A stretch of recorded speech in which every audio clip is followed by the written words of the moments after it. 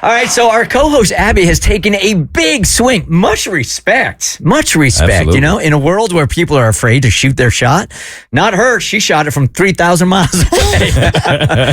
So if you haven't heard this, like, our co-host Abby is in London right now for a great possibly romantic reason. Yes. So she went to Ireland for a girls' trip, and on the tail end of that, spent like literally 24 hours in London. And she ended up was supposed to have dinner with a sorority sister who canceled on her. And it's all of these like the universe coming into play to make this romantic connection happen that makes you want to believe there's something greater there. So she's supposed to have dinner with a sorority sister. Sorority sister cancels. So she's like, screw it. I'll open up my dating app and I'll put in London and see what pops up. And this guy pops up and she's like, whatever, he's cute. I'll meet him for a drink at the pub. But that drink at the pub, there was just this palpable chemistry.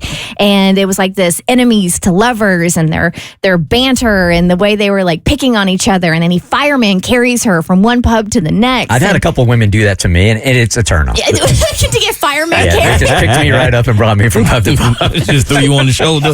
And she wanted to extend her stay, but the airline the airline screwed her. So she's on the flight back home from London after having just one date with this guy. And she's like, there's so many things like left undone, unsaid. Like this can't be the end of the story.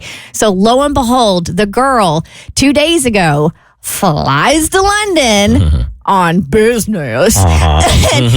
The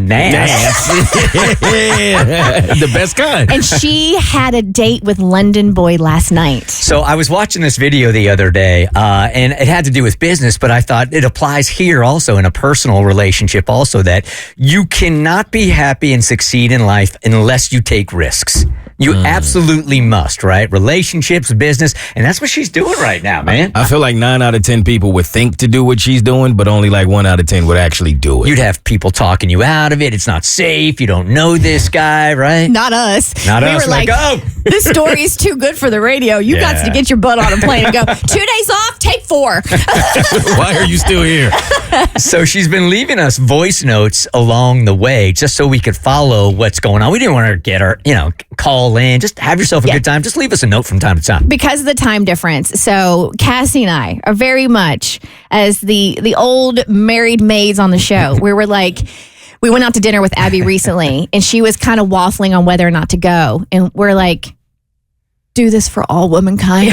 You don't want to do it for yourself. Do it for us. Do it for us so we can live vicariously through you. But we told her the stipulation is if you go do this, we have to feel like we are on the date with you. So she was tasked with leaving voice notes. So as she's getting ready for the date, on her way to the date, if she could sneak away to the bathroom while she's on the date to give us an update, then, of course, the post-date voice note as to how it went. So this is Abby chronicling how last night went with London Boy. And she made not 1, not 2 diary notes for us. There are 8 of these. 8? Oh, damn. So all right, we're going to be here a while. And so I will walk you through these, Bert. It starts with her. She's even working in London. She interviewed somebody for Breakup Breakdown, and she is just leaving that, and she's waiting to hear from him. Okay, just wrapped up my interview that I had scheduled in one part of the city, and I am headed to the date. He hasn't texted me quite back. I don't know where we're going. He's like, where are you meeting me? And I was like, how about you just freaking tell me you're the dude who lives here? So as you can tell, I'm like a ball of nerves. I thought it was going to be later, and I wanted to get a drink before so I could be a little drunk, but alas, we can't always get what we want. So I'll keep you posted. Okay, so this is interesting. It doesn't matter what country you're in. It doesn't matter if you're in that intoxicating period of your relationship or not. It's always going to go the same way. What do you want to do? I don't know. What do you feel like doing? Oh, no. He's in his own country, dude. She doesn't know where to go. All she knows is medieval times. All right. Facts. All right. Second voice note. All right. Things can change on a dime. Well, this just shows you how quickly things can change. 5 minutes ago, I was like, what the going on? And now we're back to just shooting the I am apparently going to Corporate Thirsty Thursday, which is what I was promised would be an amazing time last time I was here, because apparently that's when all of the offices, like the finance offices, pay for people's drinks. So, hang on. Nobody knows where to walk here. Oh, wait, hang on. Is this my tube station? I gotta go. So she's got that nervous energy of a first date, and she also doesn't know where she's walking and how to get to the underground. She's all out of breath. Yeah, she is. All right, so she has to call an audible. Okay, he's going to be really mad at me because I was probably 30 minutes away from the pub he suggested, and I just decided that I can't go sober. So now I am looking for a bar that I can jump right into and just get a quick shot because I feel like I'm going to throw up. Physically, I'm ill. I should have told her about the open container law before she went. You can drink on the tube in England. Really? It has to be in like a paper bag. It Yeah. can't visibly be alcohol, but yeah, you can. I have drank many a strongbow on that tube. Well, Abby didn't know that, and she's having a hard time finding a pub, so she has to make a drastic decision. Update, I'm going to have to go sober because for some reason I found the one strip of central London that is no freaking pubs. Normally when you're walking around, there's one on every freaking corner. Literally cannot find a single one. It's just all shopping. So you know what? I'm going to be a big girl, putting my big girl pants on, and I'm showing up sober, and it's going to be fine. Okay, maybe. I don't know. But I look really good, and that's all that matters, despite my spray tan hands. It looks like I got into a fist fight with an Oompa Loompa. That's how orange my hands are right now. But you know what? Other than that, it's fine. Okay, here we go. Did she say spray tan? Yeah, so of course, you get a spray tan. In before England? No. Before she left. They're going to know exactly she's not from England if she's got a bit of pigment. Yeah, so I know, right? So I contemplated bringing it up to her because I noticed the spray tan Oh, so hands did I. Yeah, I did for once. on Wednesday. You didn't notice her nose job, but you noticed the spray tan That's what hands. I knew. I'm like, if I noticed. They She were was like bad. Eva Mendes.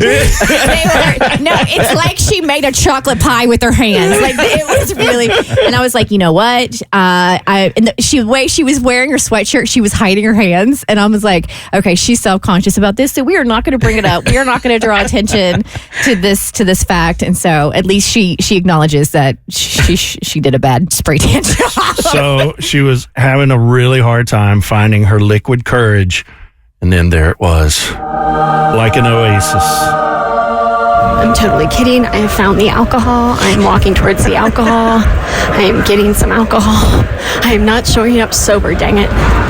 I can't judge. I have confessed to you guys before. I had never gone on a first date without having some kind of alcohol in my system before getting on that date. I get that. Never. She's doing a beautiful job. I'm glad she's getting her liquid courage.